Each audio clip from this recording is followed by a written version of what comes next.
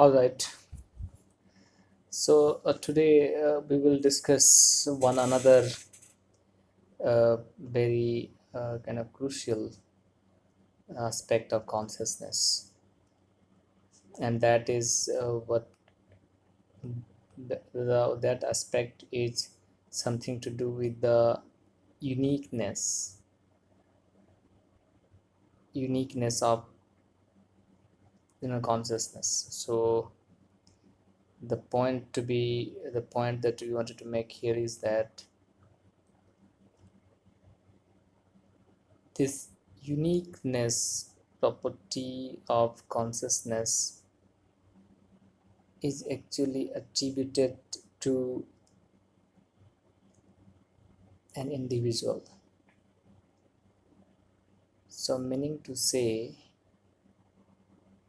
here is that the whatever the awareness that we have been discussing, and the whatever the awareness that which is a kind of basis to define what consciousness is. So here when you say we are defining consciousness, we essentially are trying to describe consciousness using awareness, right? Because it seems that awareness is one of the quality is which is being exhibited by individuals.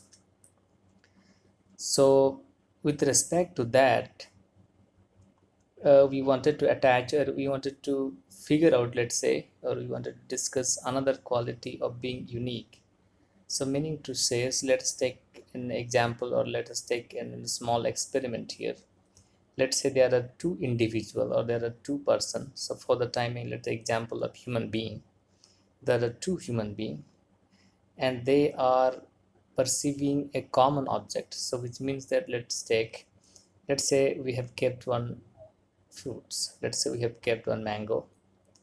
The color of the mango, which is semi-ripened, let's say yellow, and there is a fragrance, very sweet fragrance that is coming out of that mango. Shape of that mango is very nice, and it is fresh by look. The color is mixed of green and yellow,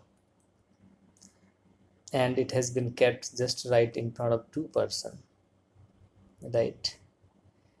And the kind of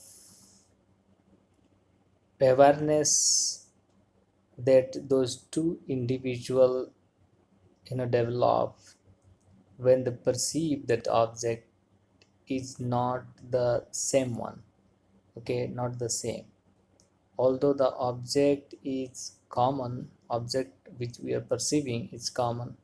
However, the awareness that those two individuals develop towards that object is unique to each of them.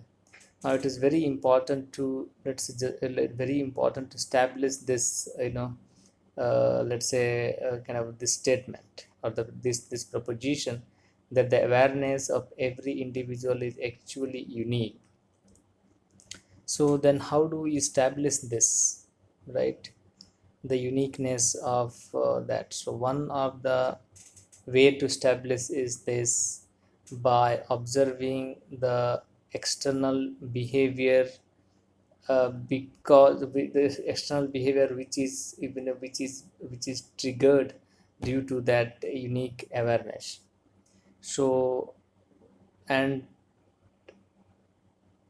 they're not very easy as well to kind of to attach the uniqueness quality or uniqueness property of this particular consciousness with awareness.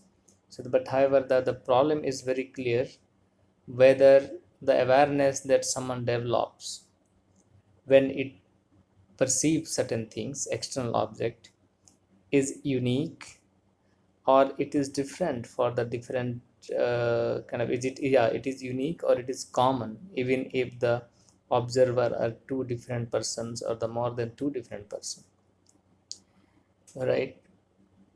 However,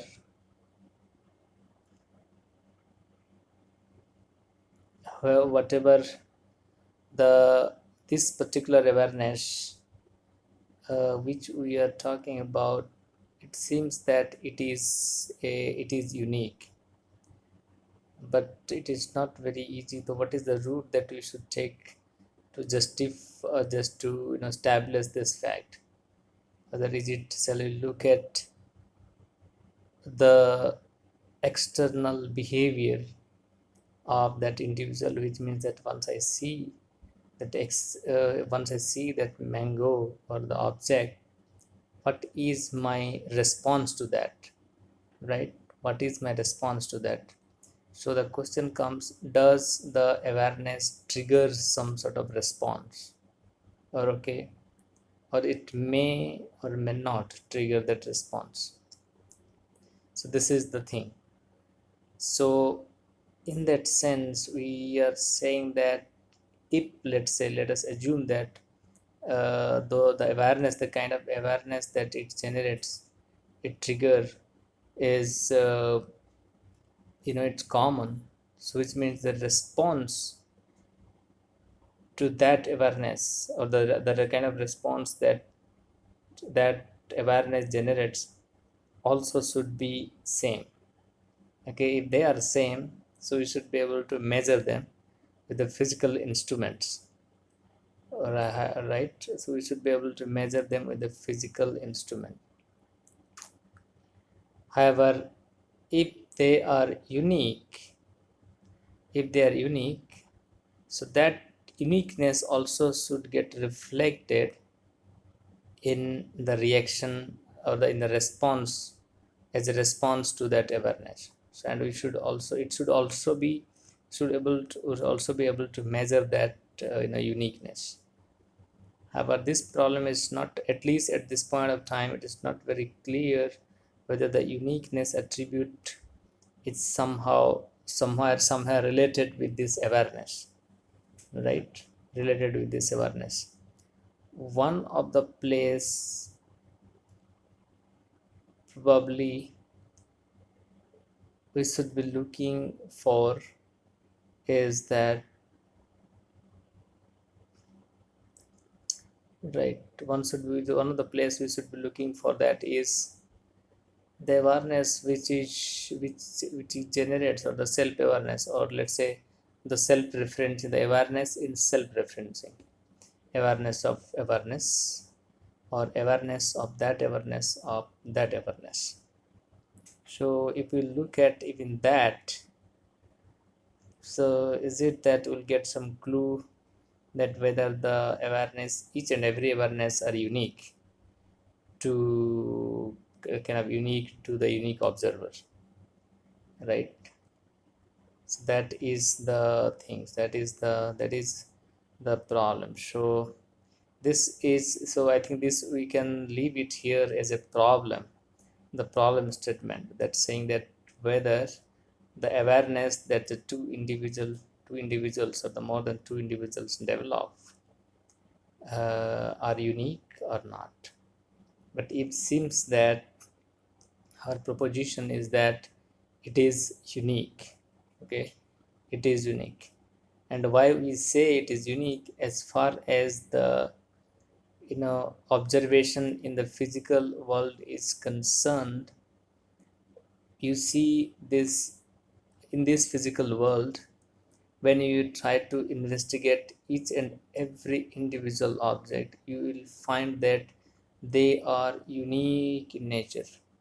Okay, for example, even even if you two, let's take the example of two leaves of the same tree, they are unique in nature. Somewhere deep down, if you try to analyze and try to find out the molecules, go beyond the molecules and try to find out the micromolecules, the molecular structure, you will definitely see that they are different.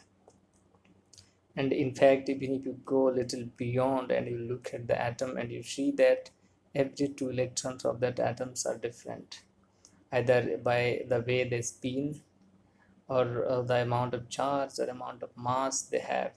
So they are different.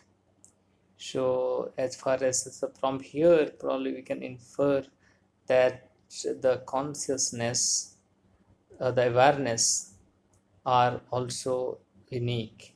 Okay, so then from here we should be able to appreciate that each and every individuals, it's in every, you know, kind of atomic object, or let's say even every individuals, whether it's a very fundamentals element, or it's a, it's like a system. So they have to be unique. So this uniqueness we are interested in, and because uniqueness also tells us a lot of other things about, let's say, whether the this entire creation is, whether it's like discrete in nature, or it is a, continuous in nature. So that's what we are interested in, trying to understand the whether this uniqueness property can be attributed to the awareness or not. Yeah, so I think for today, we'll leave it here, as defining this problem of uniqueness with respect to consciousness. So our proposition is that consciousness of each and every individual is unique. So which means that there are no two consciousness which can be attributed as a same, right? So that's what our point to be noted is. Thank you very much.